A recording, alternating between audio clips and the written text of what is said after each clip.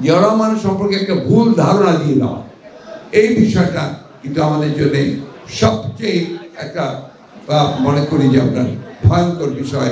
কারণ যে ব্যক্তি, যে মানুষ, যে মহাপুরুষ বলা যেতে পারে, ক্ষণজন্মা, যিনি রণাঙ্গনে যুদ্ধ করলেন, সেই মানুষটিকে এখন পাকিস্তানের অনুচর হিসাবে বলার প্রচেষ্টা করা হচ্ছে।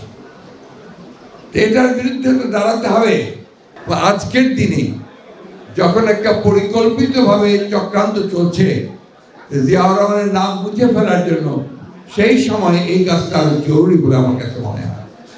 আমার হাম্বল সাজেশন আছে যে জিয়াউর রহমানের কাজগুলোর বিভিন্ন দিকগুলোর উপরে আপনারা গবেষণার মাধ্যমে বুকলেটস, বই এগুলো তৈরি করেন, যেগুলো আপনারা মানুষের মধ্যে বিশেষ করে নতুন প্রজন্মের কাছে ছড়িয়ে দেন।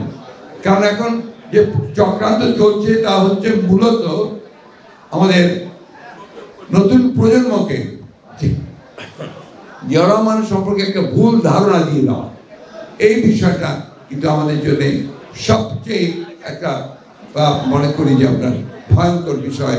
কারণ যে ব্যক্তি, যে মানুষ, যে মহাপুরুষ বলা যেতে পারে, ক্ষণজন্মা, যিনি রণাঙ্গনে যুদ্ধ করলেন, সেই মানুষটিকে এখন পাকিস্তানের অনুচর হিসাবে বলার প্রচেষ্টা করা হচ্ছে। এটার বিরুদ্ধে তো দাঁড়াতে হবে।